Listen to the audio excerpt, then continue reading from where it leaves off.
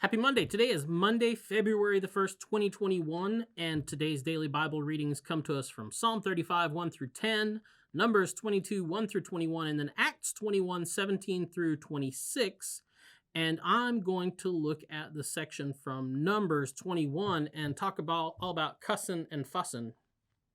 So if we talk about somebody cursing and swearing these days, what we usually mean that somebody, they've got a potty mouth, right? They've got things that the FCC would, fine a major network for broadcasting. But when the Bible talks about someone cursing someone or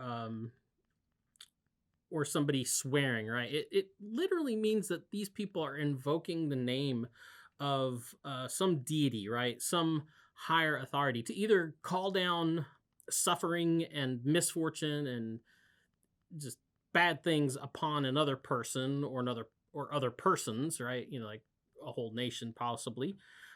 Or they're invoking the same kind of power and authority to kind of seal and witness a promise that they make or an oath that they're swearing out, right?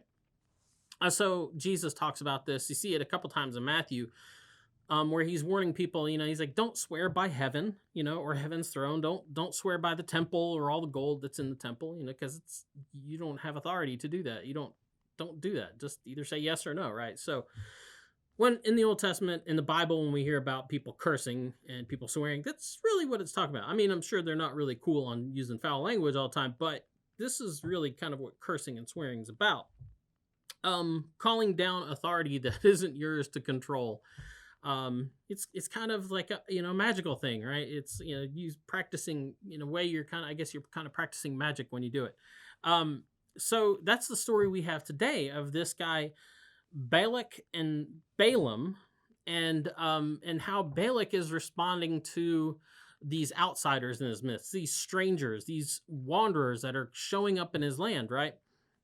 Now, because you read the Bible all the time and you've already read Numbers numerous times, I'm sure, that these are the people of Israel, freshly out of Egypt, and they're finally arrived in their promised land.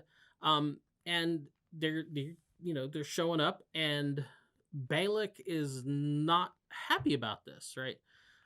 Because he's like, there's just not enough resources to go around. We just got to do something about this. We got to kick these people out. We got to keep them out.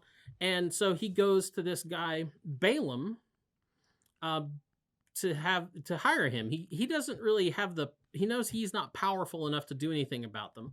And so he goes to hire this guy, Balaam, to do something about it, right?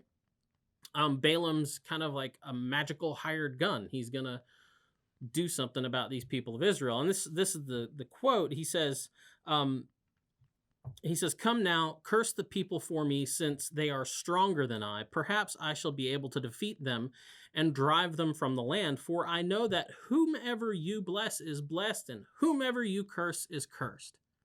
Did you catch that? Did you catch that language?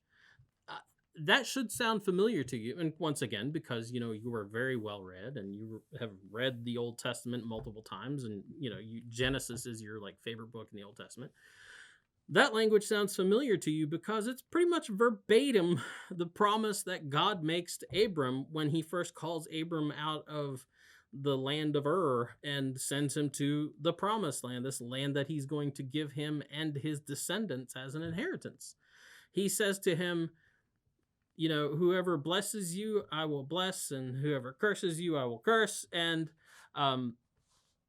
that's really odd, isn't it? And so here is Balak kind of using the same language, but in reverse, and assuming that Balaam has all this kind of great authority. Now, this is setting the stage for a longer story, because you and I know, and the people reading Numbers know, this is like this. They're going up against God. They're going up against God's promises, because God made this promise and swore it on his own name, right? And so hilarity ensues, or is about to ensue. And I know that's kind of an odd thing to think of, hilarity in the Old Testament, but there really is. The story that's going to follow this is pretty good. So you probably want to be back tomorrow for tomorrow's DBR. So until then, go out, have a good day. We'll talk to you later. Boop.